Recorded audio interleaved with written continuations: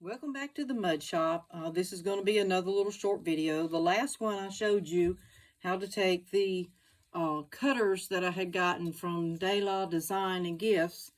You can see the cutter parts deeper. You can see the cutter on the outside and the part that puts the texture in it on here. Just a little highlight. And I used the plaster molds that I had gotten from Clay King several years ago to make my bowls. I've already cleaned up most of them. I just wanted to give you a tip on how I'm cleaning them up. This is one without a foot.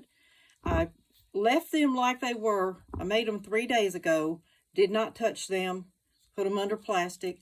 Just come in today and was cleaning them up. I uncovered them one at a time so they stay kind of like a leather hard.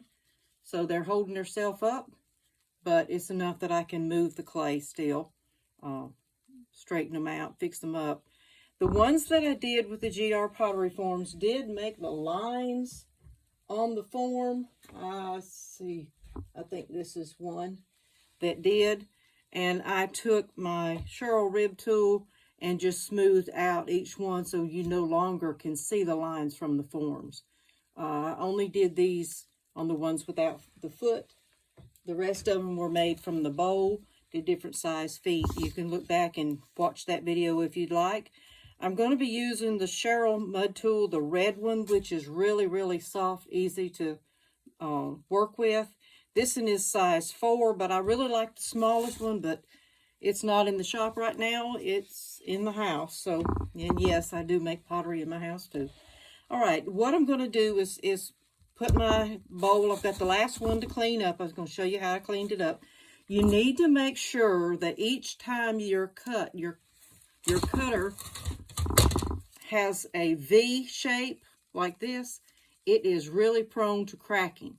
So that's one reason I'm making this video, to kind of show you. I've taken my mud tool and I make sure that I compress that really well, top, bottom, and inside, as I'm cleaning each petal. So I'm going to use a sponge and water. I'm squeezing out the sponge pretty well. All right, I'm ready for my piece. I am going to leave it on the little board because my banding wheel is smaller than the foot of this one, because this is the largest one. You can see it needs a lot of cleanup. So I'm going to work on it. Here is a good example of one of the corners. You see how it's got the little line here already? It's not really split, but that is where it might crack or split. So I'm going through and I'm dampening the petals pretty good at each one of these V's, or where it bends in. I'm wetting it on the top, and then I'm going to wet it on the bottom. I'm not putting a lot of moisture on it, just enough that I can work with it. Like I said, these are leather hard, they're not dry. And the petals are holding themselves up. I'm just going to clean each one. Then I'm going through. I'll keep my mud tool moist. I'm going to clean this side and press down in that V. Press down in the V. Do the bottom and do the top. All right. I'm cleaning inside, press down into the V and back out, bottom and top. And make sure that you compress it well, because it will crack in that area if you're not careful. Keep your rib wet, compress in that V, the bottom and the top. Compress the V, every one of them. Go through and clean them up and compress into that V. I'm just pushing, I hope you can see, I'm kind of pushing a little bit of the clay from this edge down in it, press down and back out. Now this one that had the mark on it, I'm going to be real careful to make sure that it no longer has the visible split there. You can't really see the V, it almost makes it a U. I want to make it sort of like a U rather than the V. Here's the one. This one here is the one I showed you a minute ago. Okay.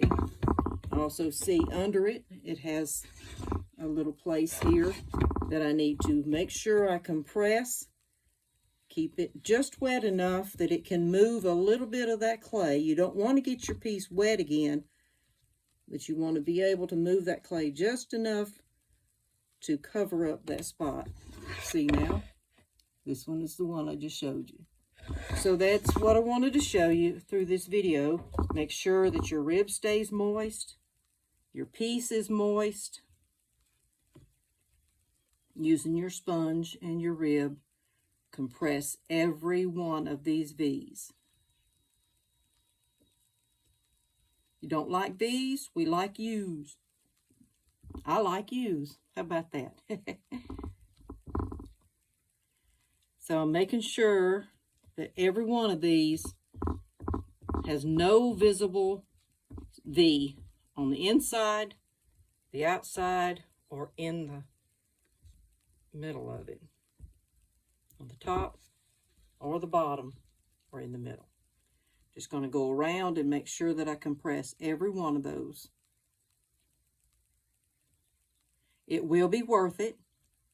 It's a little time consuming, but it's worth it in the long run because then you're less likely to have cracking. The cracking happens because you've got two pieces that have been cut, and you've cut there and then come back out.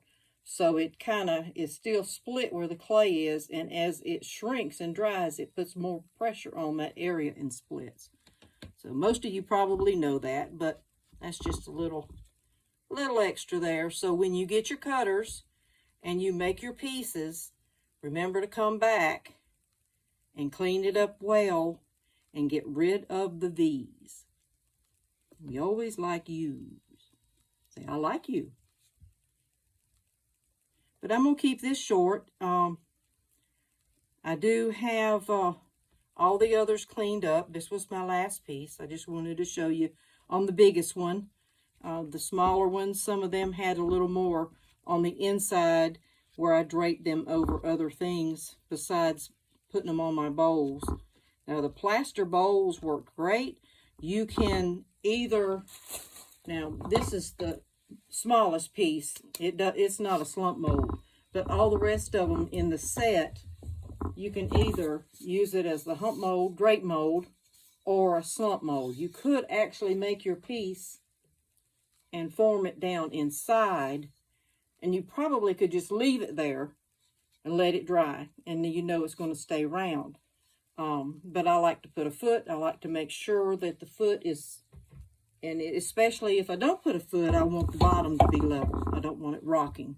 Which if it is, you can fix that. You can always sand it down, which isn't healthy when it's wet. Make sure you wet sand. But you can always get it grind down even after you have fired it. There are a lot of tools out there that'll help you fix it. But anyway, I was going to just show you this, and I'll keep you up with each stage that I do. I know you're going to say, oh, she forgot one. No, I'm not through with it. I won't be through till all the spots are filled in. Everything is good. But that's what I wanted to show you today. And check out my other videos. I've got a lot of kiln unloading, and I let you know how glazes turned out. If you were wondering about some glaze colors, how they fire, I use different kinds of clay. I use the speckled brown clay, and of course colors don't look the same on the brown as they do a white clay. I use standard brand clay because that's what is available in my area. I get it from Dogwood Ceramic Supply in Gulfport, Mississippi, and they sell $2.60 is the black clay. It says brown, but it turns black, and it's gorgeous with stuff. It's working with it. It's like working with chocolate. It's just so smooth and soft, and get some, you'll love it. And I worked with the 112, which is a stoneware with grog in it. It's a speckled brown. I use it for all bakeware type things that I make, pie pans or whatever. But check out my videos if you want to see how some of the glaze works out with them. And I thank you for joining me today and helping me out cleaning these pieces. I will keep you up to date. I have just started using Paula McCoy's Colors for Earth. They're sort of like an underglaze, but they have deeper, richer colors, and they hold true with their colors up to, I know I fired a cone 5, between cone 5 and cone 6, and they come out beautiful. So I'm still learning how to glaze with them. You work with them like watercolors or acrylic paints, actually. So it's similar. But I'll work with some of those. I'll use some Speedball underglazes, and I'll use some Mako Stroke and Coat glazes, which is a wonder glaze. You can use it as an underglaze or a glaze. It does not have to have clear over it. So I will do them different ways. I think I'm going to try some with some Celadon glazes. I think I can come up with some colors that'll look beautiful on a flower. And anyway, I'll keep you up to date on how these turn out. Like I said, it's been 3 days already, and I'm just now cleaning them up. Of course, then I have to let them completely dry, and then I'll do a bisque fire. Then I'll do my glazing and glaze fire. But I will let you know probably the next time you see these, unless I have a problem and I want to let you know so that you don't have that same problem. Next time you see these, they will be coming out of the glaze fire. So it'll be the finished piece. So thank you again for joining me in the mud shop. And look me up on Facebook, Dianna's Mud Shop. I love to see you there. Like and share my page. I love for people to look at my pieces. And until next time, bye.